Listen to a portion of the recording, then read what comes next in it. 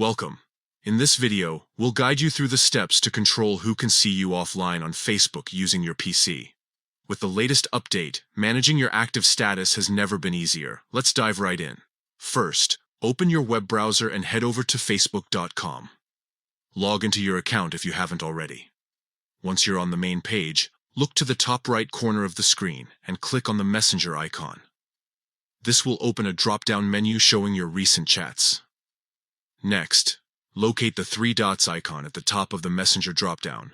Click on it to reveal more options. From this menu, select Active Status. A new window will pop up with settings for your online visibility. Now, you'll see an option labeled Active Status On. To customize who can see you offline, click on the Edit button next to turn off Active Status for some contacts only. Here, you can manually select specific people who won't see when you're online. Once you've made your choices, click Save. After that, you'll be prompted to choose how you want your active status to function.